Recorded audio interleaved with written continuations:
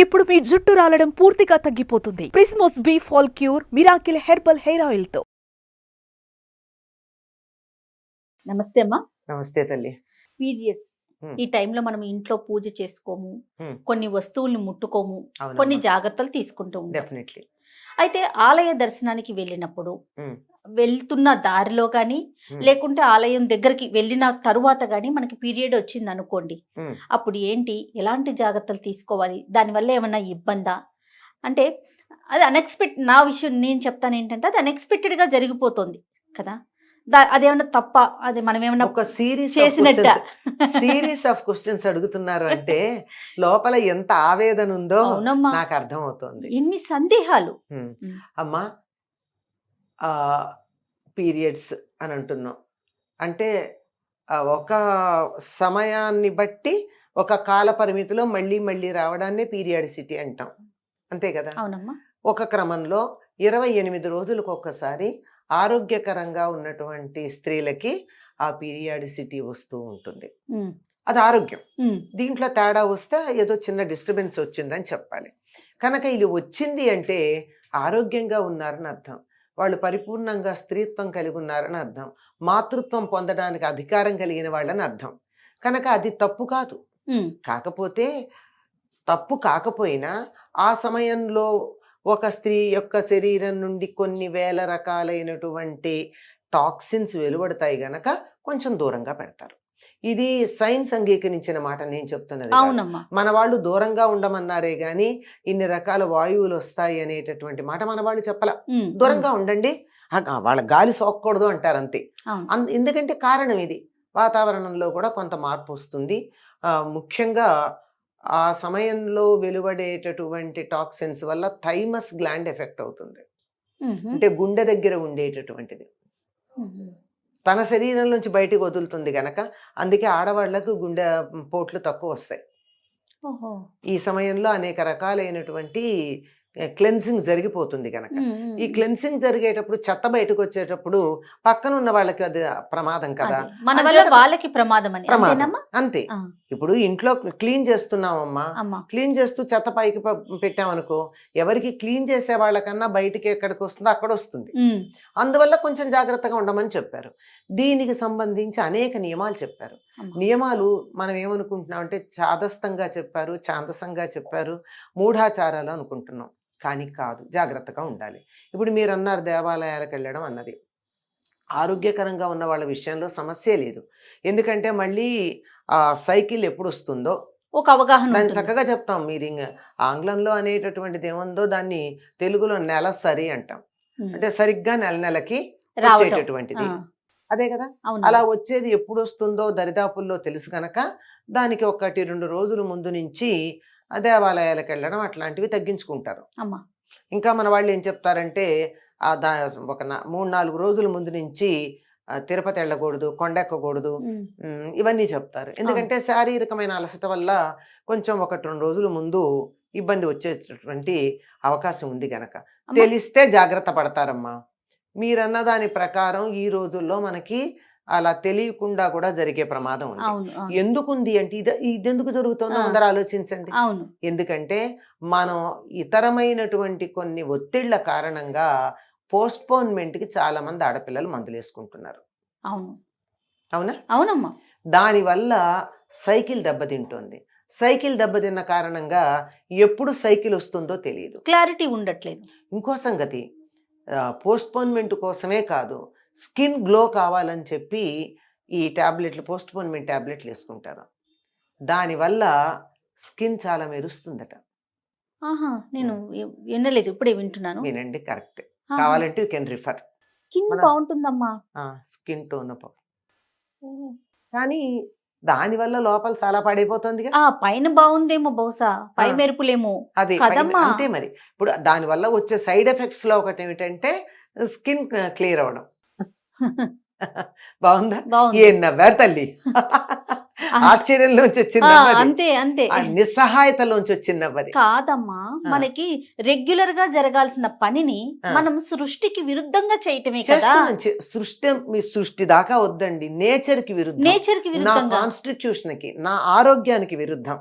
ఇలా చేసుకోవడం వల్ల ఎప్పుడు వస్తాయో తెలియకుండా పోతోంది. ఇది ఒక కారణం. ఇంకొకటి ఏమిటంటే ఒత్తిడి. తర్వాత బయోక్లాక్ పాటించకపోవడం, రాత్రిళ్ళు మేలుకోవడం, పగలు పని చేయడం, నా పొరపాటు, పగలు నిద్రపోవడం, రాత్రి మేలుకోవడం. దానివల్ల మన శరీరంలో ఉన్నటువంటి జీవగడియారం ఉందే బయోక్లాక్, అది కన్ఫ్యూజ్ అయిపోయి ఎప్పుడు ఏం చేయాలో తెలియట్లా. వెంటనే ఎఫెక్ట్ అయ్యేది ఏమిటి? నెలసరి పీరియడ్స్. సో అక్కడ తేడాలు వస్తున్నాయి. మనకి రాకుండా ఉండడానికి జాగ్రత్తలు ఏమిటో నేను చెప్పాను ఇప్పుడు. అమ్మా, ఇప్పుడు మనం ఏదో తీర్థయాత్రలకు వెళ్ళాం, గుడికి వెళ్ళాం, మొక్కు తీర్చుకోవాలనుకున్నాం, వ్రతం చేయాలనుకుంటున్నాం, ఏదో ఇంట్లో పిల్లలకి ఏదో చేయాలనుకుంటున్నాం, అన్ని ముహూర్తం బాగా కుదిరింది, ఏదో అమ్మాయి పెళ్ళో ఇంకోటో ఏదో అనుకుంటాం. అట్లాంటప్పుడు ఇవి మనకి ఇబ్బంది కలగకుండా ఉండాలి అంటే ముందరి నుంచి మనం జాగ్రత్తగా ఉంటే మన టైం మనకి తెలుస్తుంది. ఖచ్చితంగా ఇది ఇలా ఉండండి. లేదంటే ఏమైంది, మునిగిపోయింది. నాకు అర్థం కాని విషయం ఏంటంటే, ఏం కొంపలు మునిగాయి అని చెప్పి చిన్న చిన్న పనుల కోసం అని చెప్పి పోస్ట్పోన్మెంట్ టాబ్లెట్లు వేసుకుంటున్నారు. ఎగ్జాక్ట్లీ అమ్మా. దానివల్ల ఏం జరుగుతుంది, ఆఖరికి మనకి ఏం చెప్తున్నారు, మీకు తుమ్ము వస్తే ఆపుకోవద్దంటున్నారే, దగ్గు వస్తే ఆపుకోవద్దంటున్నారే. మళ్ళీ ఆడవాళ్ళకి కొన్ని రకాల ఇబ్బందులు రావడానికి కారణం, నలుగురు చూస్తున్నాగా టాయిలెట్కి వెళ్ళడానికి హెజిటేట్ చేస్తారు కనుక ఆడవాళ్ళకి టాయిలెట్స్ ఏర్పాటు చేయండి, వాళ్ళ మొహమాట పడకుండా ఎప్పుడు అవసరం వస్తే అప్పుడు తీర్చుకునే ఏర్పాట్లు చేయండి అని మనం ఉద్యమాలు చేసి మరీ చెప్తున్నామే. అట్లాంటి దీన్ని ఎందుకు ఆపుకోవాలి? దీనివల్ల ప్రాబ్లమ్స్ వస్తున్నాయి. సరే, ఇవి కాకుండా కూడా వచ్చే ప్రాబ్లం ఉంది. స్ట్రెస్ వల్ల ఒకటి, ఆపుకోవడం వల్ల ఒకటి, బయోక్లాక్ డిస్టర్బ్ అవ్వడం వల్ల ఒకటి, ఆ తర్వాత చివరి రోజుల్లో కొంచెం డిస్టర్బెన్స్ ఉంటుంది మెనోపాజల్ టైంలో. Okay okay. ఇలాంటి సమయాల్లో మాత్రమే తేడా వస్తుంది తప్ప మిగిలినప్పుడు రాదు. అదొక్కటి మినహాయిస్తే మిగిలినవన్నీ చక్కగానే ఉంటాయి. తేడా వచ్చిందంటే మనం స్వయం కొడతాం అంతే. సరే, మొత్తానికి తెలుసో తెలియకో జరిగింది. ఇప్పుడు ఇంత తెలియకుండా కూడా దీన్ని మించి దీనికన్నా కూడా పని ఒత్తిడి, ఏదో మానసిక ఒత్తిడి ఉండి మరి పోస్ట్పోన్మెంట్కో ప్రీపోన్మెంట్కో మందులు వేసుకోవడం, డిస్టర్బ్ అవ్వడం అదంతా జరిగింది. అది లేకుండా కూడా మెనోపాజల్ టైము ఏదో అనుకున్నాం, గుడికి వెళ్ళాం, అయింది, పీరియడ్ దారిలో గనక అయినట్టయితే వెనక్కి వచ్చేయడం మంచిది, మిగిలిన వాళ్ళని డిస్టర్బ్ చేయకుండా. గుడి ప్రమిసెస్లోకి వెళ్ళినా బయటకు వచ్చేయడం మంచిది, లోపలికి వెళ్ళకుండా. గర్భగుడిలోకి వెళ్ళాక అంటామా, అది ప్రాబ్లం. గర్భగుడిలో కంటే తిరుపతి లాంటి పెద్ద పెద్ద గుళ్ళు అయితే ఏమో కానీ మిగిలినటువంటి వాటిల్లో అంతంత సమయం ఏమి ఉండదు కదా. మనం వెళ్ళడం, దర్శనం చేసుకోవడం మహా అయితే 10 నిమిషాలు, అంతకన్నా ఉండదు. కానీ ఎప్పుడు అది మనకి లెక్క ఎప్పుడు వస్తుందంటే, దాని గురించినటువంటి అవేర్నెస్ అంటామే, స్పృహ ఆ వ్యక్తి కలిగినప్పుడే లెక్క. ఒక్కొక్కసారి తెలీదు, తెలియకుండా అయిపోయిన దానికి అసలు మనం ఎరగని పాపం ఏట్లో కలిసిందని ఒక మాట ఉంది. ఎరగని పాపం ఏట్లో కలిసింది అంతే. తెలియదు కదా. తెలిస్తేనే జాగ్రత్త పడతాను, తెలిస్తేనే గుడికి రాను, తెలిస్తే గర్భగుడి దగ్గర ఉండను. కానీ నాకు తెలియకుండా అయింది, ఐఎమ్ అన్అవేర్ ఆఫ్ ఇట్. అంచేత అది దోషం కాదు. The moment you are aware of it, అక్కడి నుంచి తప్పుకుని యువతలకు వచ్చేయాలి. వీలైనంత వరకు దారిలో ఎవరిని తగలకుండా, వీలైనంత వరకు అండర్లైన్ చేసుకోండి. రైట్. ఇక్కడ మిస్ అవుతున్నాం మనం. ఈ వీలైనంత వరకు అన్న దాన్ని మిస్ అయిపోవడం వల్ల మూఢాచారాలు అవుతున్నాయి. కరెక్ట్ కదా. బయటకు వచ్చేయాలి.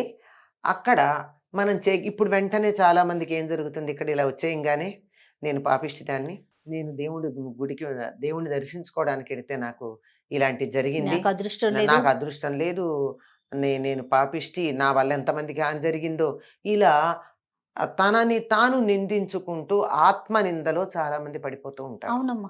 అమ్మ, ఇంకొక విషయం చెప్పనా, దాని తర్వాత మనం ఇంటికి వచ్చేసిన తర్వాత కూడా ఏదన్నా ఒక చిన్న ఇన్సిడెంట్ జరిగినా దానికి ఆపాదించుకుంటారు. అయ్యో, నేను ఆ రోజు ఇట్లా వెళ్ళాను, నాకు ఇట్లా జరిగింది కదా, దాని వల్లే ఈ రోజు ఈ ప్రమాదం వచ్చింది, దాన్ని దీనికి కనెక్ట్ చేసుకుంటారు. అది మనకి సంబంధించినంత వరకు అయితే కూడా ఓకే. కొంత వేరే మన ఫ్యామిలీలో ఎవరికి జరిగినా అక్కడ నేను అట్లా చేసా కదా, అందుకే కావాలని చేసావా, కావాలని చేస్తే అవుతుంది. నేను ఒక పేరు చెప్పను, చాలా పెద్ద సంప్రదాయ కుటుంబంలో పుట్టిన వ్యక్తి, దీంతో సంబంధం ఏముంది అని చాలా చాలా లెక్క లేకుండా నాకేం జరగలేదు చూడు, నేను ఆ టైంలో తిరుపతిలో నేను స్వామిని దర్శనం చేసుకున్నానని చెప్పారు.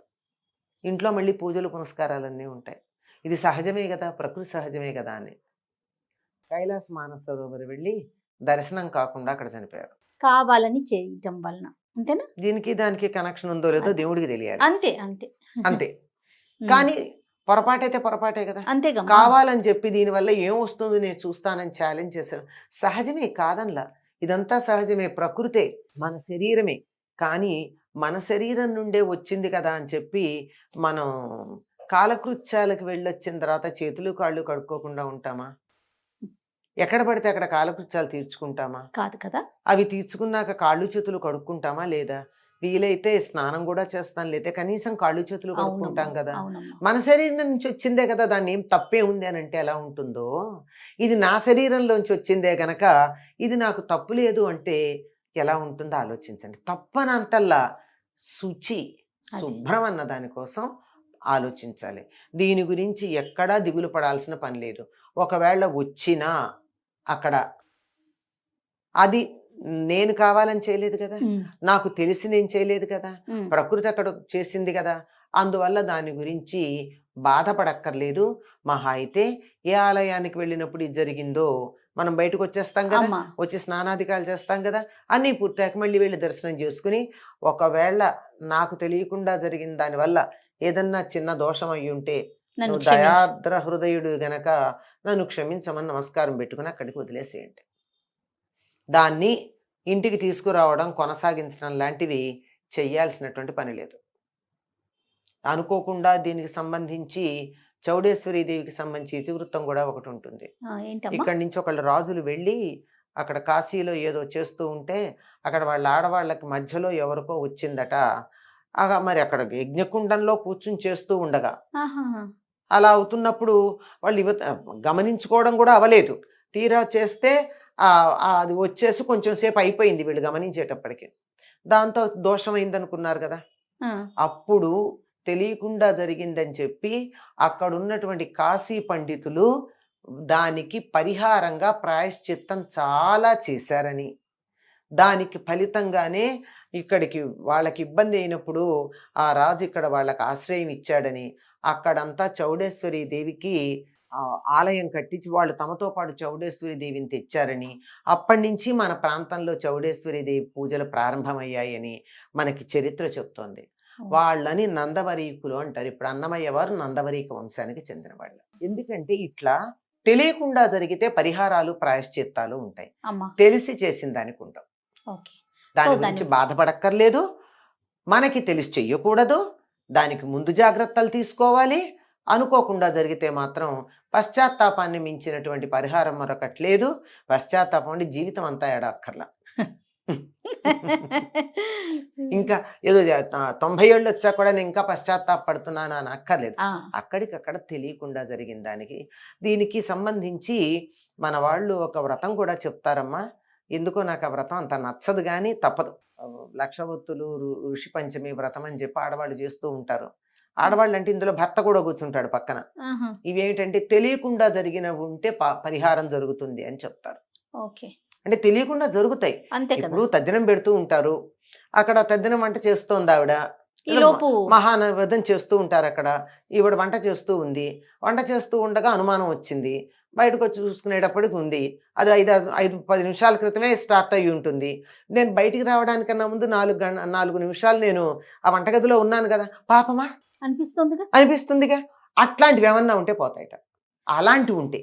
కానీ నిజానికి ఇంట్లో నాకు మా పెద్దవాళ్ళు చెప్పినటువంటి మాట ఏమిటంటే, నీకు ఎప్పుడు స్టార్ట్ అయింది అన్నది కాదు, whenever you are aware and you notice, అప్పటి నుంచి లెక్క, అప్పటిదాకా లేదంట. ఇలాంటి చిన్న చిన్న విషయాలు పెద్దవాళ్ళు వీటికి సంబంధించిన ధర్మ సూక్ష్మాలు ఎన్ని చెప్పారో. Every situation is different from another one.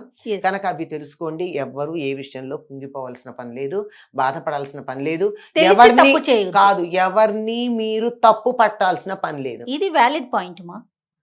నా సంగతి నేను పట్టించుకోను, కానీ నువ్వు చేస్తే మాత్రం అది తప్పంటే ఎలా? అమ్మా నువ్వు ఇప్పుడు బయటకు వచ్చావు కదా, నువ్వు 5 నిమిషాల క్రితమే అయ్యి ఉంటుంది కదా నీకు, నువ్వు చూసావా మొత్తం అంతా చెడగొట్టావని నేను అనకూడదు. అవును. మనని మనం కానీ మనం ఇతరులను కానీ తప్పు పట్టవలసిన పని లేదు. అన్నిటికన్నా మించి ఆత్మసాక్షి ఒకటి ఉంది. కరెక్ట్ అమ్మా, కరెక్ట్. కానీ కావాలని చేయకూడదు. అనుకోకుండా జరిగితే పరిహారాలు ఉన్నాయి. చాలా సంతోషం అమ్మా. నమస్తే. సంతోషం.